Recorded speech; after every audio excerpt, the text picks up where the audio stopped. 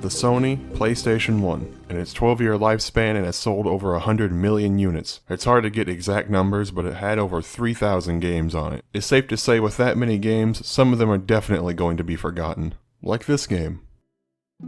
Or even this game.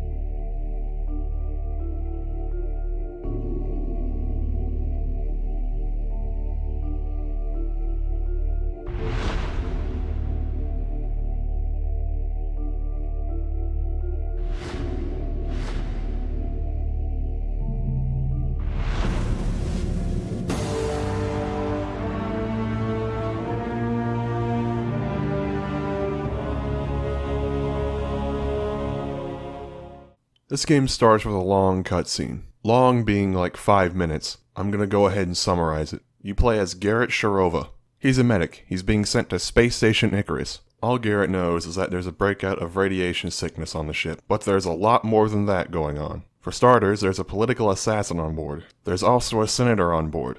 These things do not mix. The assassin has a name. It's Shatterjack. No one knows what he looks like, so everyone's on edge about it. There's another thing going on. The space station is sinking into the sun behind it. That's probably the worst thing that's gonna happen. There's one more thing too. You just crashed your spaceship.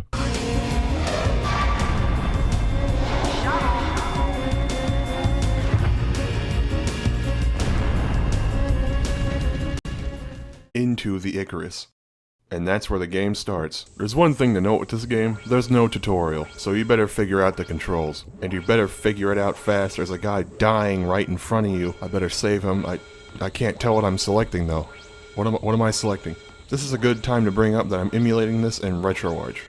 RetroArch is a good emulator, it's the one I use the most. It adds some cool stuff like widescreen and bilinear filtering. It pretty much just makes the games look a little better. But in this case, it's kinda making it look worse. So usually there's a very faint white glow around something when you're selecting it. I gotta squint to see it, it's so faint. The bilinear filtering and widescreen are just making it even worse.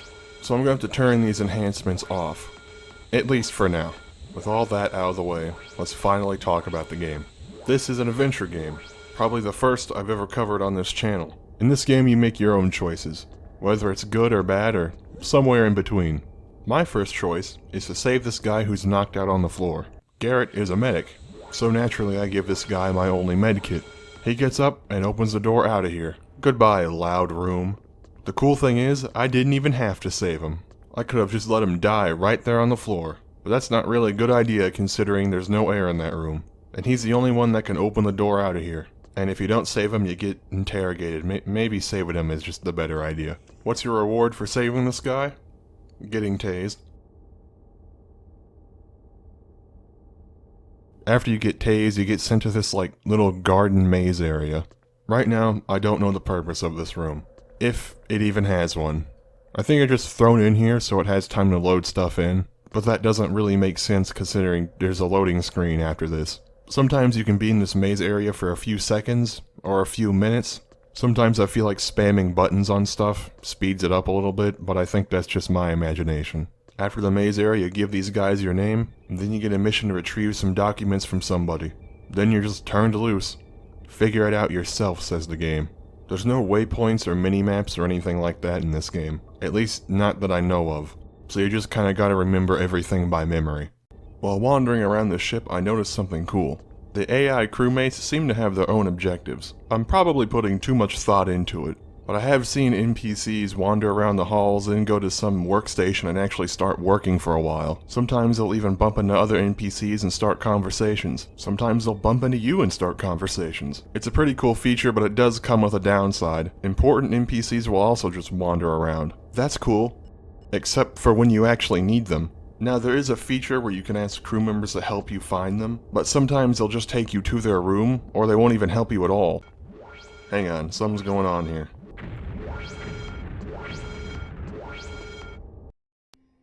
This can't be good.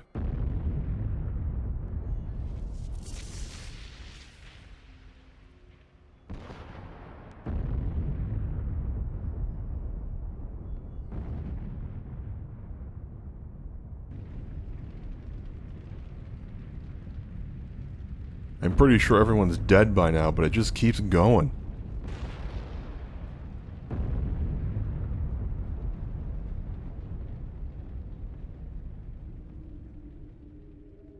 Apparently, you're on a time limit. I don't remember the game ever mentioning this, so it caught me completely off guard. The only other game I can think of that does this is Dead Rising.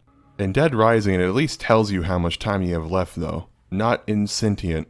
To my knowledge, there's no way to check the time, so you're just going to be left guessing on how much time is left before you sink into the sun. Now you can go into the main menu and change the difficulty. I'm not sure if it slows anything down though. You can slow down the spread of radiation though, but that never really turned into a problem for me. There's also something called Ship Simulator. I have no clue what this is. For now, I'm just gonna crank everything down. I kinda just want to progress through the game already. Now I could load a game, but I think it would be better if I just started a new one. With a new game, I can try it on an easier difficulty, and hopefully, maybe make it a little farther. So every new game starts pretty much the same. Unless you don't save the engineer, then they interrogate you. So you save the engineer, get tased, tell them your name, then get the documents. Except this time I got hung up on getting the documents. I couldn't find them. I guess I got lost. I'm not even really sure where I'm at. This is one of my major problems with this game. Everything looks the same. Everything's the same shade of gray. There's no real waypoints or markers anywhere to tell where I'm at. In the middle of some areas are these little blue arrow things. They're supposed to be like waypoints and markers, but they've never really helped me out that much. The most they've ever done is show me where a teleporter is. Maybe if they pointed you towards people's rooms or workspaces, now that would be a lot of help, considering how easy I get lost. I kept looking for the document for a little while, but I still couldn't find it, so I ended up starting another new game. I'm gonna go ahead and start another new game, but this time I'm gonna try and follow a guide. Well, as much as I can. This game is pretty random most of the time. So I start off the game like normal, but instead of saving the engineer right off the bat, right next to him in the rubble is some clothes apparently. I examine the clothes and put them on, not really knowing what they do, just following the guide here. After getting the clothes, I go on to my normal routine of getting tased and giving people my name. Wait, rewind a little bit, something weird happened when I got tased this time. When I get tased, I get sent back to the maze, and find a door this time, which is weird. I've never found a door in here. I open the door and get sent to hell. At least I'm assuming this is hell. I mean, it doesn't look too pleasant. Look at the background. Here you can hear Garrett talk.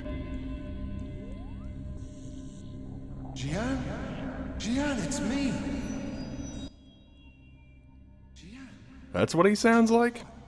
No. That's not what I thought he would sound like. He also pushes a woman. Don't be doing that, Garrett. After all that, it's back to business as usual, looking for documents. This time while wandering around and looking for documents, I run into this guy, and get tased. Man, Garrett sure does get tased a lot, huh? He apologizes, and that's cool, I guess. But then he goes on some long-winded rant about how the crew is poisoning him or something. I just leave. I'm on a time limit. I can't just sit here and listen to this dude babble on. I got stuff to do. I find the lady who wants the documents. As I'm walking up to her, someone else gives her the documents. Well, now what? That was my only objective and I somehow failed it.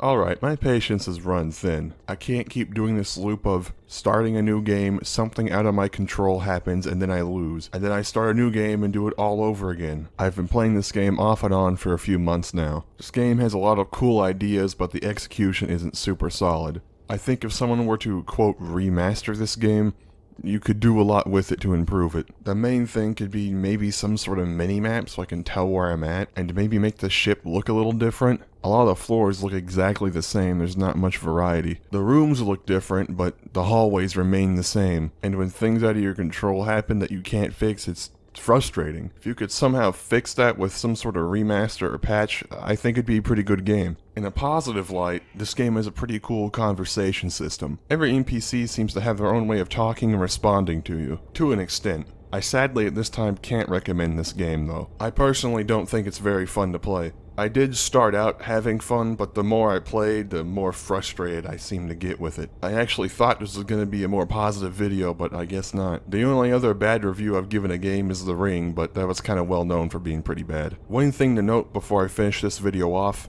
There is a PC version of this game. It's really old, as you could imagine, and I couldn't seem to get it to work, but it is an option, so if you're interested in still playing the game, maybe check that out.